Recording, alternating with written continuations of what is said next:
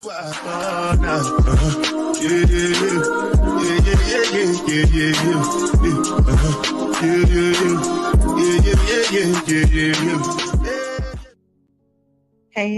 beautiful people. Welcome back to Zip My Motivation Podcast, where we strengthen, enlighten, motivate, but we have real conversations. Today, I have another guest.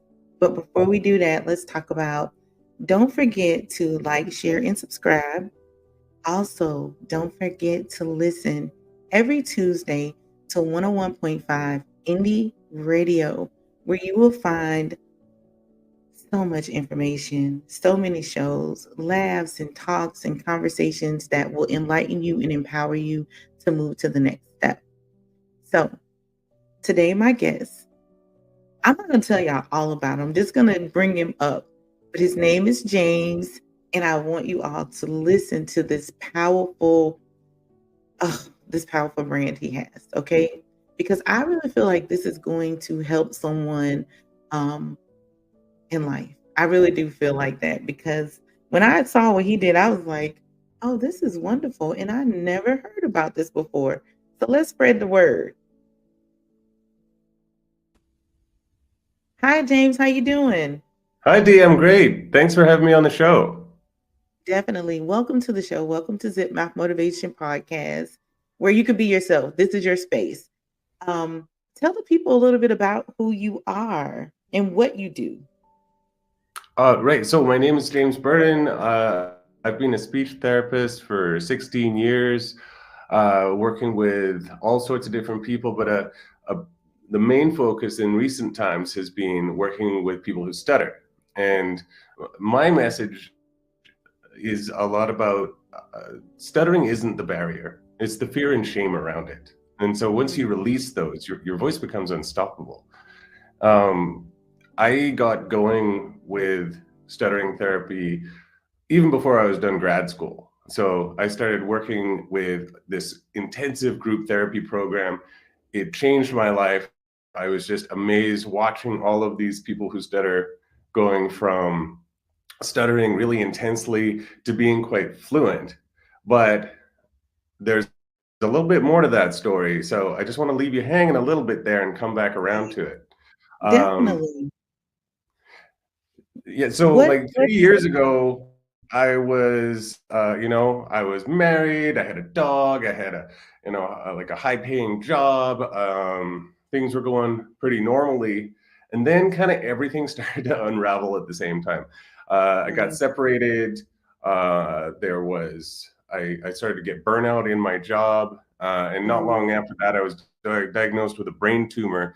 So, and fortunately, it was benign, but lot. Like everything started to unravel, and then there was a financial crisis as well in there. So I'm definitely no stranger to struggle and coming through it, and I think that's also an important part of the story.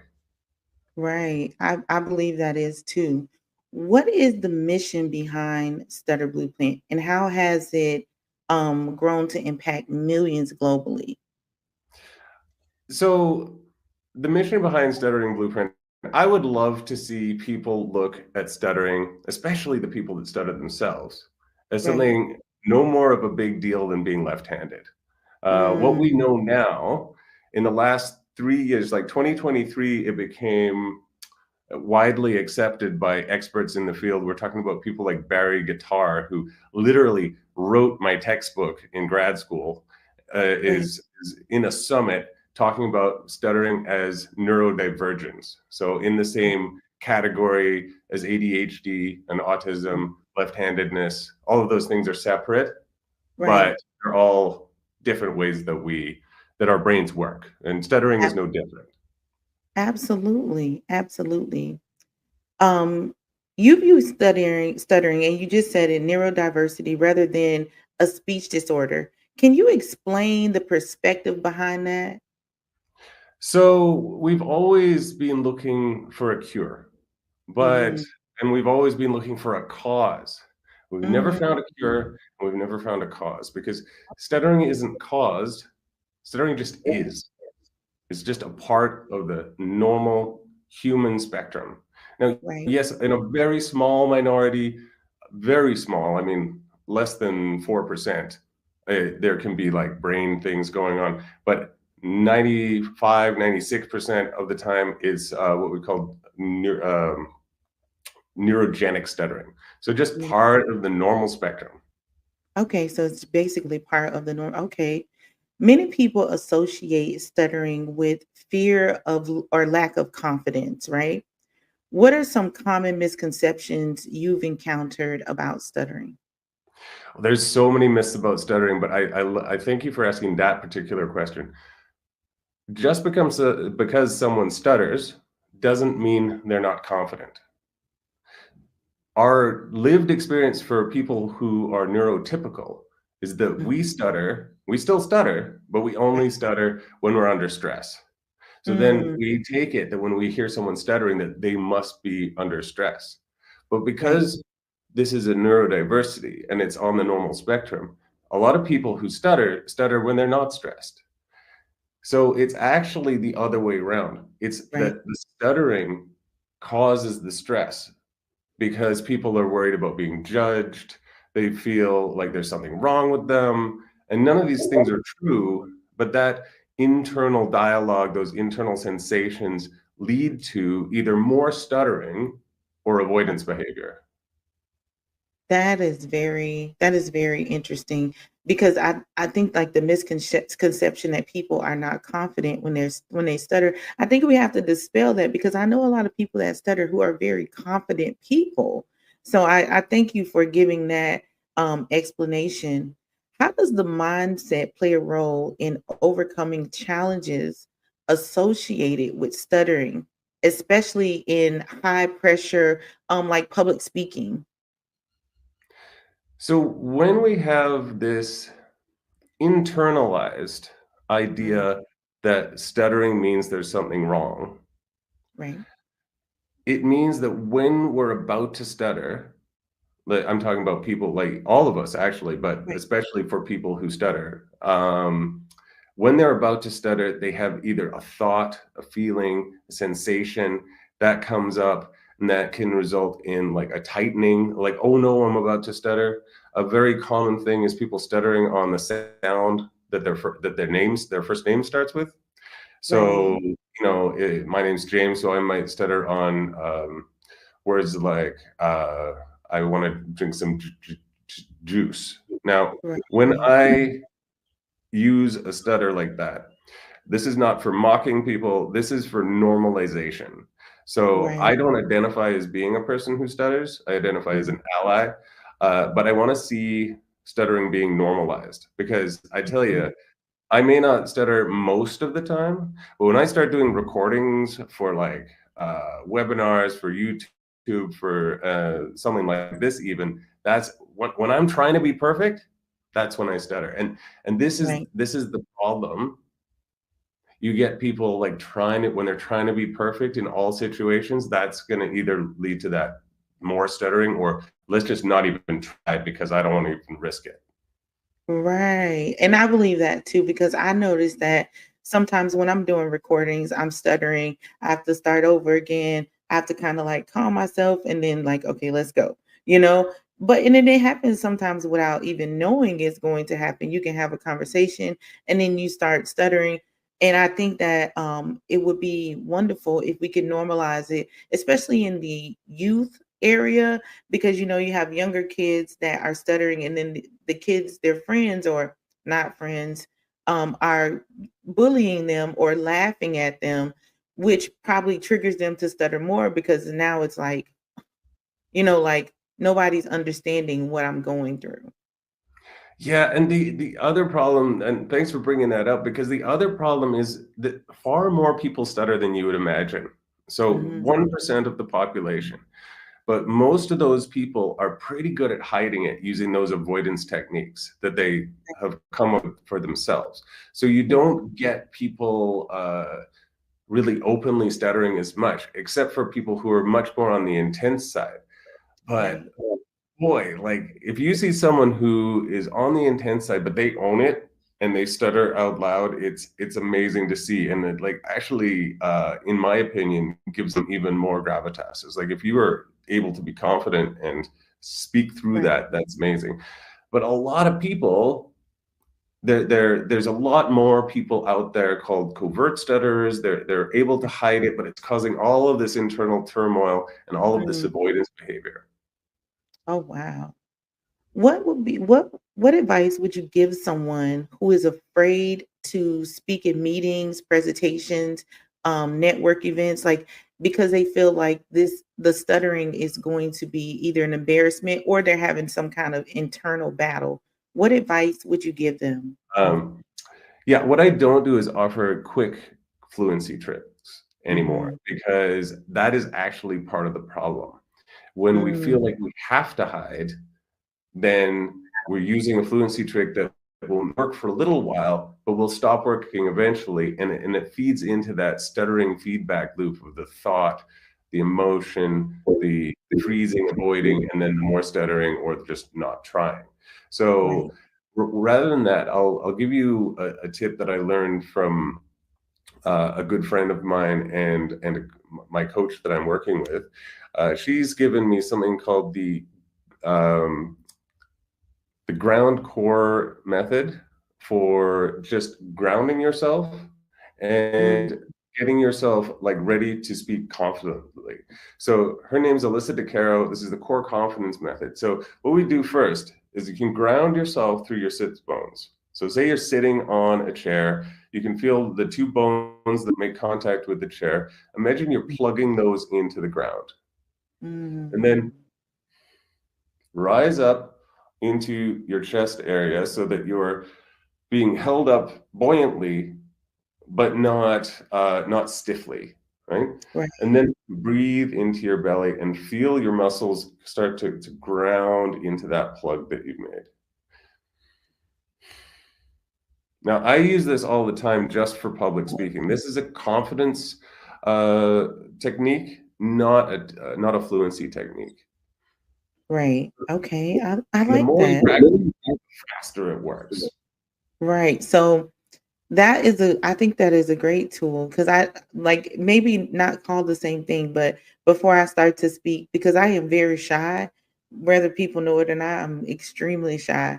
So I always have to like ground myself. So I like that. That's really nice. Um, have you seen companies in industries become more accepting to the neurodiversity, or is it still a stigma in the professional world? I would say it's definitely still a stigma. I think, HR departments should know that it's not okay uh, to judge someone ahead of time or not hire someone because they said it. But these things do still fall through the cracks. Mm, I think it's extremely important that advocacy gets done, but I also think that a very large amount of people not necessarily succeeding or is not putting themselves out there. right, So um, there are ways that you can. The one choice is to divulge your stutter in an interview. Say, just say, you know what, I stutter, and it's really important if you're going to do something like that, not to be apologizing for it. It's like, right. oh, it's not, oh, I'm sorry, I stutter. Did I make you uncomfortable? It's like, I stutter. Matter of fact, sometimes I stutter. It doesn't mean I'm not paying attention or I don't know what I'm talking about. It's just something that is. So, how someone chooses to divulge or whether they choose to divulge is a personal choice. Right. I'm not suggesting that everyone should just go out and do this, but it's something that you can consider. Mm, I like that. You incorporate the ACT, which is the acceptance and commitment therapy in your method. Can you break that down for me? Because I wasn't sure what that was. So can you give me like a little synopsis of what that is? I'm going to give you an analogy that's straight out of ACT. Okay. Okay. And you may have heard this before. It's called the demons on a boat analogy. So Mm, imagine you're steering a boat through the ocean, and there are a bunch of very scary demons downstairs in the dark. You can't quite see them, and they're whispering things to you like, you can't do it. You suck at this. You can't talk. If it's a person who stutters or anything, any kind of insecurity you have, they're whispering it to you. Right. Now, the deal is they'll stay relatively quiet if you don't touch the tiller. If you drift aimlessly on the ocean, they're going to leave you mostly alone. But if you Right. dare to start steering your own ship, then they'll come rushing up from below, and they will yell these things in your ear. You can't do it. You suck. All these kinds of terrible things. And so what happens is people let go of the tiller. All the demons go back downstairs, and I feel a lot better, right? So it's like it's Mhm. negative reinforcements. That negative Right. stimulus of Right. people or of these demons screaming at you is now taken away. So that reinforces the I'm just going to drift. So what we Mm. have to do in ACT is we have to begin to learn to tolerate these demons speaking to us. And Right. when we do that, if we can hold on to that tiller and tolerate that for a minute, we see that these demons come up from down below. They're in the light of day. They're not as scary as we thought they were. And we Mhm. can begin to steer our own ship despite that. And was it you who said, I thought it might have been you who said, do it scared. And It I is. just love that quote from you. So Yeah. that's one of the reasons I wanted to be on this show. Yes, yes. I'm definitely one of those people, like, do it scared, no matter what, just do it, because once you just it's almost the same analogy as the act. Basically, like, negative things are gonna come up. They are gonna come up. But if you just keep pushing through that, they have no choice but to leave. Like, they don't have a choice. And the more you do it, the more you don't have to deal with that negative information coming up. You can't do it. You're not worthy. You can't talk right. Oh, you don't look good. Fix your hair. Your hair, like things like that. It's like, okay, we can get through this. Just do it scared. Um, how does the act go beyond traditional speech therapy and help individuals find confidence in their voice? Okay, this is a wonderful chance for me to go back and talk about what I kind of left you hanging with before. Yes. So, when I started my career, I was doing traditional speech therapy. Mm, I did this 10-day program. All these people came in. They started out stuttering quite intensely, and they left fluent. And I was like, "Oh my God, I have found my calling. I want to do this." These people were so happy. And right, so I did that. I got mentors. Lisa Avery, Sandy Bohm, Wendy Duke. These are all people in Vancouver where I live that right, were the stuttering specialists. They sent me clients. I got lots of experience, and I started to feel like I'm really good at this. right. What I didn't realize that I was maybe good at this for reasons that I didn't understand. Mm, I thought it was about my technique. I was using camper down. I was helping people like slow their speech down, and they were getting fluent.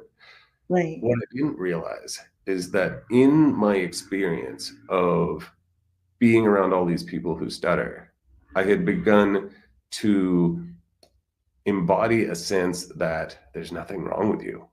There's not, Mm, it's okay that you stutter. And I really feel that. And I held that space.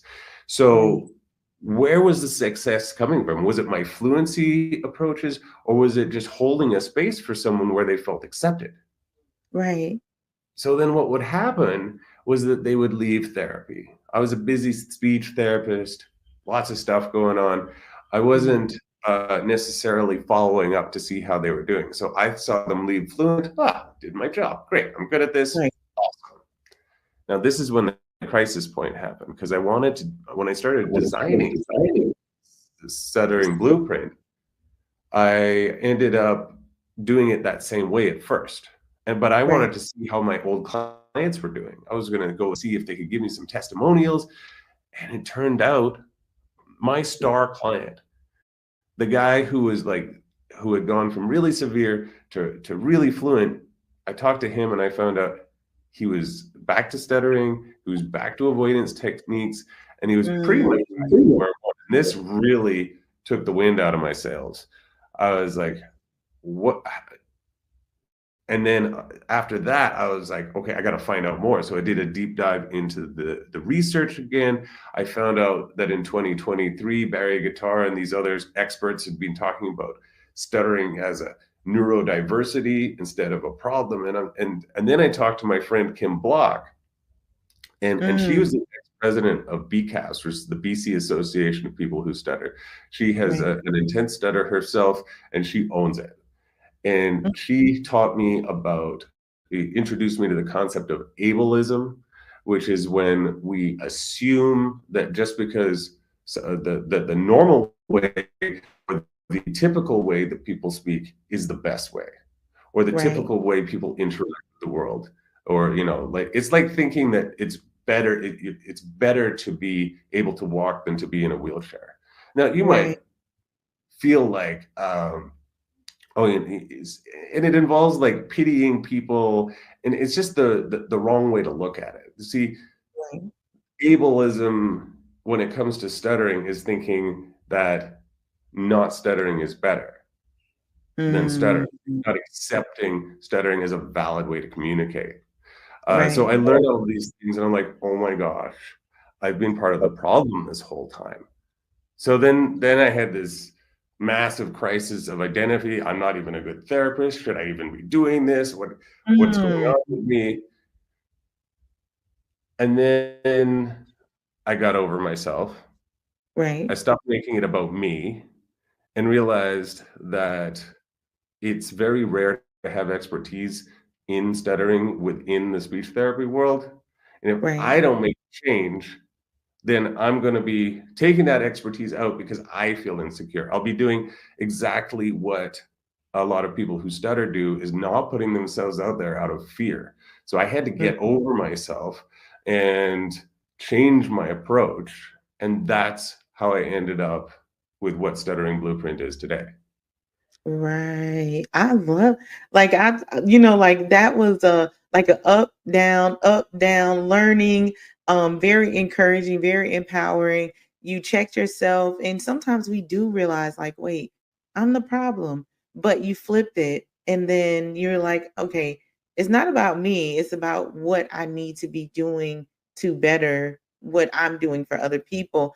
That is amazing. That is amazing. I'm glad you had that epiphany or that poof or that, like I'm glad that came through for you. That is I like that story. That's really empowering. Really empowering. Um and I was going to say, can you share a success story? But that was definitely a success story, but can you share a success story with did you ever go back to or have one of the same clients come from when you were doing speech therapy compared to when you did this transition, this change? Well, when we talk about success, I have like a new way of looking at success. In the Okay. old days, I would have said, if one of my clients came to me and said, "Hey, presentation," and I didn't stutter at all. Thank you for helping me. Like, high five, you did it. Right. That's amazing. Way to be fluent.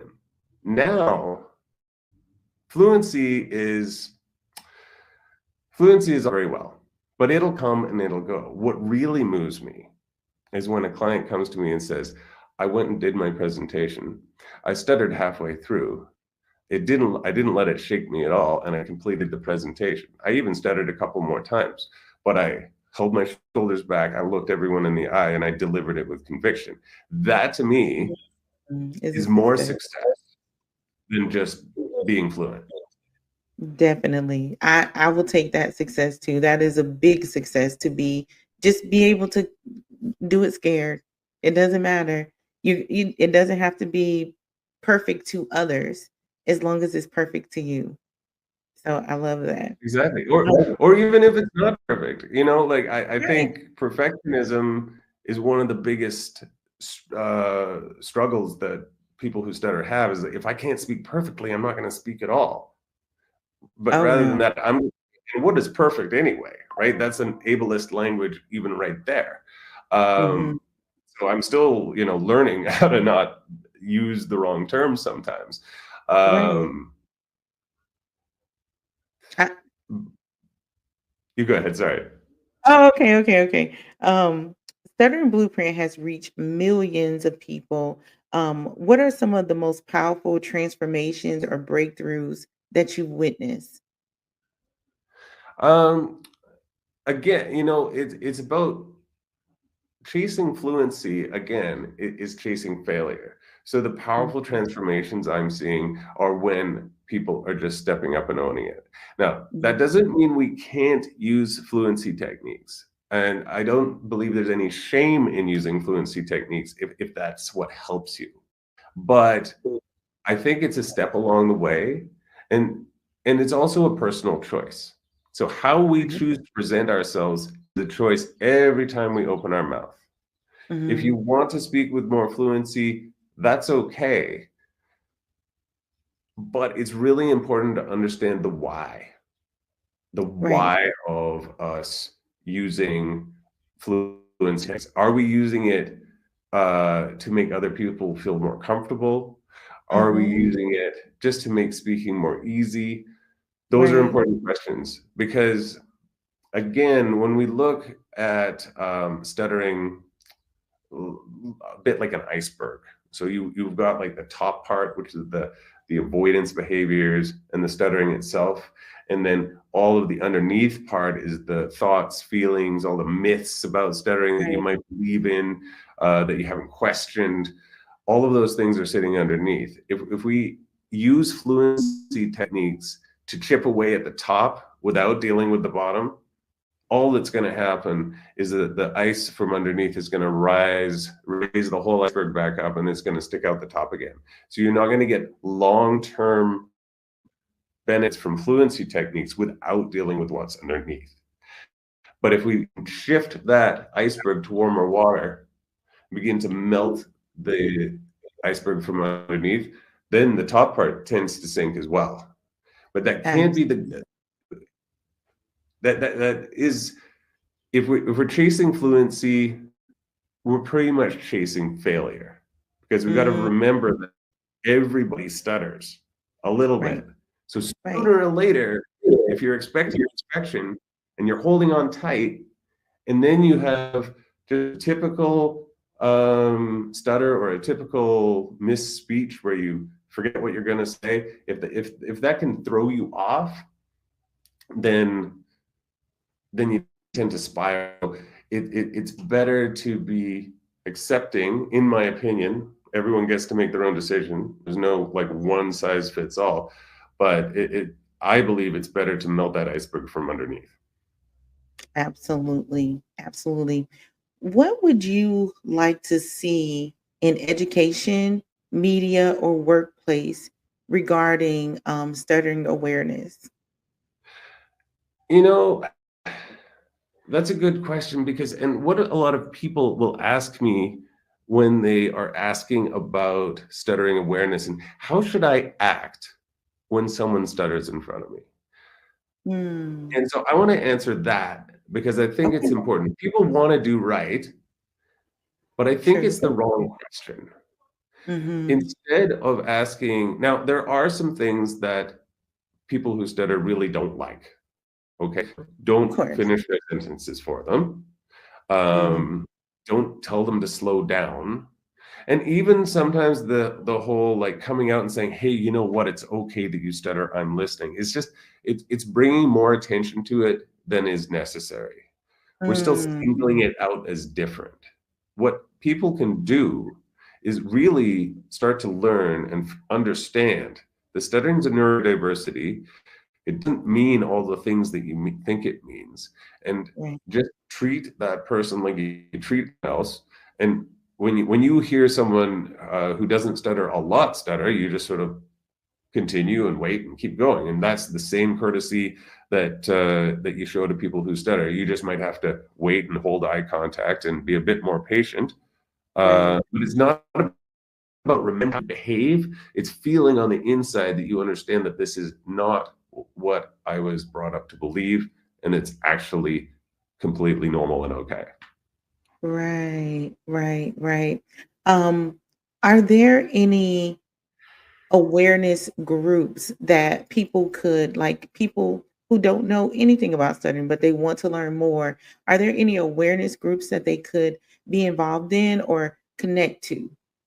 Yes, absolutely. The National Stuttering Association or the Canadian Stuttering Association. I'm Canadian, so both are very good. Yay. And I'm sure there are lots of others in other countries as well. Mhm. To go to those reputable sources for your information. Now, Right. those are great. And I also think it's great when people join groups like stuttering support groups. The only caveat I have to say to that is if you go online and you find a Facebook group, there are some that are, I don't want to say better than others, but some that are full of more misinformation than others. So if you Mhm. go to the NSA or the Canadian Stuttering Association, you're going to get the straight goods. If you go into one of these forums, a lot of the people who stutter themselves are still under the same myths that we've talked about earlier. Mhm. They've internalized them, and they're still asking the same kinds of questions. You know, what causes stuttering? And they're coming up with fluency tricks. And while I think it's wonderful that people who stutter are getting together, I think sometimes those can be challenging if they're not if you're buying into the wrong information. So I'd say it's really important to stick with available Mhm. sources like the National Stuttering Association. I think that's a very important too, as well as I think that any groups you're going to have misinformation if it's not something that is directly connected to this.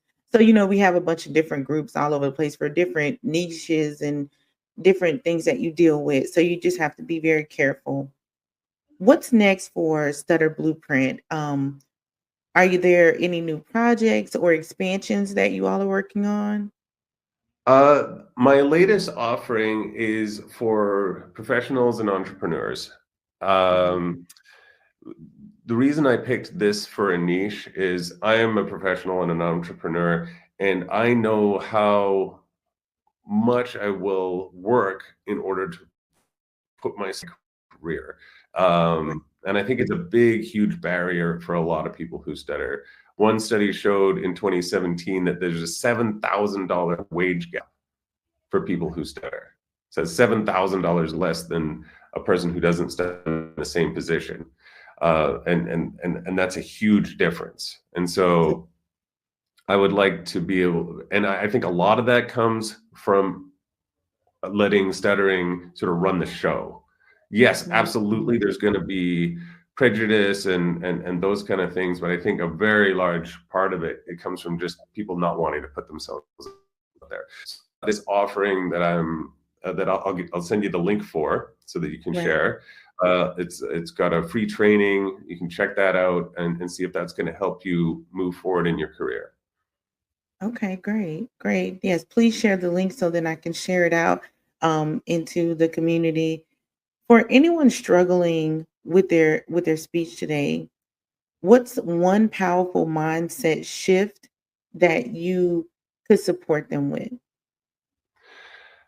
I think what we want to start with before we get into too deep into the mindset shift is just bringing awareness. Mhm. So one of the things that we can do is start to see what is on the tip of that iceberg for people. What are they Right. doing? What are they avoiding?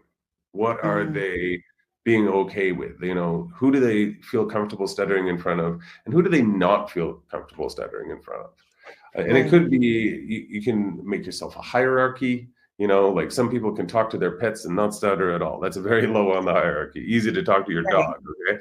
Right. And then it might be friends and family somewhere in the middle, boss near the top of the hierarchy chain, and then like maybe getting pulled over for speeding is like that's the hardest time, and then you stutter all over the place in those situations. And Right. then to start to connect the top iceberg with what's going on underneath. Like sit and see what am I thinking when I'm going into those situations? What am I feeling in my body? What is the emotion that's happening for me? And starting to Mm. make those connections is really important because as we start to bring awareness to it, we can question our behaviors. And then from Right. there, the next stage would be to very subtly, very slowly put yourself a little bit out of your comfort zone You could do this by allowing a stutter in front of someone that is just a little bit higher than normal that you would stutter in front of in your hierarchy. You could even Right, just try stuttering on purpose in front of those people just to see what their reaction is. Um, right. Now, a lot of people need support with that. They're not ready to do that. I'm not saying that you should rush out and do this if you're not feeling like it's right for you. But if it is, it's worth a little experimentation. I love that. I love that.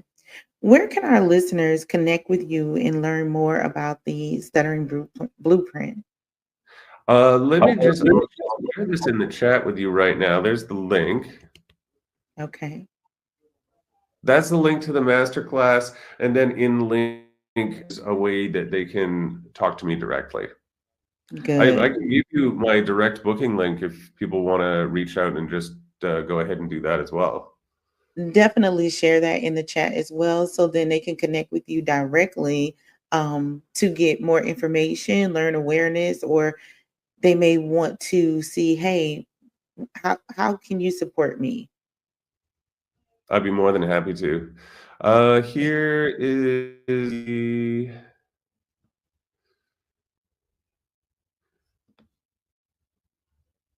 there we go.